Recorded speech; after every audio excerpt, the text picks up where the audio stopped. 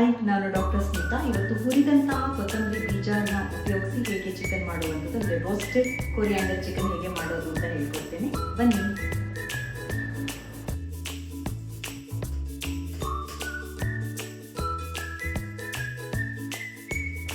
ಇದಕ್ಕೆ ಬೇಕಾಗಿರುವಂತಹ ಸಾಮಗ್ರಿಗಳು: 1 kg ಚಿಕನ್, ಈರುಳ್ಳಿ, ಮೆಣಸಿನಕಾಯಿ, ಕೊತ್ತಂಬರಿ ಬೀಜದ ಪುಡಿ, ಜೀರಿಗೆ, ಮೆಣಸು.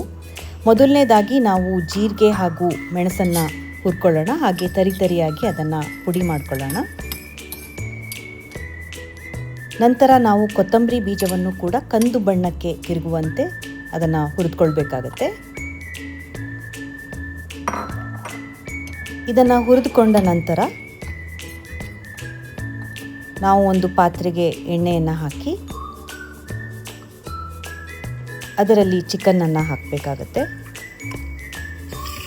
ಚಿಕನ್ನು ಚೆನ್ನಾಗಿ ಎಣ್ಣೆಯಲ್ಲಿ ರೋಸ್ಟ್ ಆಗುವ ತನಕ ಅದನ್ನು ಹುರಿದು ಅದರಲ್ಲಿರುವ ನೀರೆಲ್ಲ ಬಿಟ್ಕೊಳ್ಳುವಂತೆ ಹುರಿಬೇಕು. ನಂತರ ಉಪ್ಪು ಹಾಗೆ ಅರಿಶಿಣವನ್ನು ಸೇರಿಸಬೇಕಾಗತ್ತೆ. ಇದಾದ ನಂತರ ನಾವು ಅದಕ್ಕೆ ಈರುಳ್ಳಿಯನ್ನು ಹಾಕಬೇಕಾಗತ್ತೆ. ಇದಕ್ಕೆ ಜಿಂಜರ್ ಗಾರ್ಲಿಕ್ ಪೇಸ್ಟ್ ಕೂಡ ಹಾಕಬೇಕು. ನಂತರ ಚೆನ್ನಾಗಿ ಮಿಕ್ಸ್ ಮಾಡಿ ಹುರಿದಿಟ್ಟುಕೊಂಡಿರುವಂತಹ ಜೀರಿಗೆ ಹಾಗೆ ಮೆಣಸಿನ ಪುಡಿನೂ ಕೂಡ ಹಾಕಬೇಕು. ಇದಕ್ಕೆ ಈಗ ನಾನು ಈರುಳ್ಳಿಯನ್ನು ಹಾಕ್ತಾ ಇದ್ದೇನೆ. ಈರುಳ್ಳಿ ಹಾಕಿದ ನಂತರ ಸೀಳಿಟ್ಟುಕೊಂಡಂತಹ ಮೆಣಸಿನಕಾಯಿನೂ ಕೂಡ ಹಾಕಬೇಕಾಗತ್ತೆ.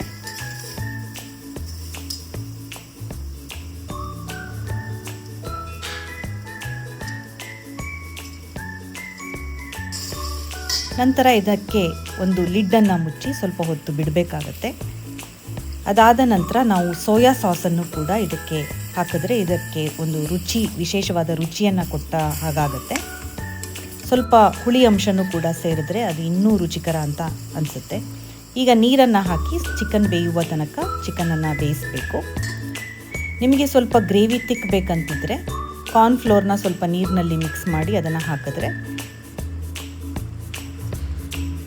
ಅದರ ಟೇಸ್ಟ್ ಇನ್ನೂ ಕೂಡ ಜಾಸ್ತಿ ಆಗುತ್ತೆ. ನಂತರ ಕೊನೆಯಲ್ಲಿ ಇದಕ್ಕೆ ಹುರಿದಂತಹ ಕೊತ್ತಂಬರಿ ಬೀಜದ ಪುಡಿಯನ್ನು ಹಾಕಿ ಸ್ವಲ್ಪ ಕರಿಬೇವಿನ ಎಲೆ ಹಾಕಿ ಕೊತ್ತಂಬರಿ ಸೊಪ್ಪನ್ನು ಹಾಕಿದ್ರೆ ರುಚಿಕರವಾದಂತಹ ರೋಸ್ಟೆಡ್ ಕೊರಿಯಾಂಡರ್ ಚಿಕನ್ ತಯಾರಾಗುತ್ತೆ. ಇದನ್ನು ನೀವು ಚಪಾತಿ, ರೊಟ್ಟಿ ಎಲ್ಲದರೊಂದಿಗೆ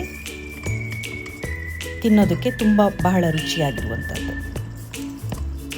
ಅತ್ಯಂತ ಕಡಿಮೆ ಪದಾರ್ಥಗಳನ್ನು ಬಳಸಿ ಒಂದು 10-15 ನಿಮಿಷದಲ್ಲಿ ಇದನ್ನು ಮಾಡುವಂಥದ್ದು. ಬಹಳ ರುಚಿಯಾಗಿ ಆಂಧ್ರ ಸ್ಟೈಲ್ ಅಂತಲೇ ಹೇಳ್ಬೋದು. ಸ್ವಲ್ಪ ಖಾರವಾಗಿ ಈ ಒಂದು ಕೊರಿಯಾಂಡರ್ ಚಿಕನ್ ಚೆನ್ನಾಗಿರುತ್ತೆ. ಇದನ್ನು ಒಮ್ಮೆ ಮಾಡಿ ನೋಡಿ.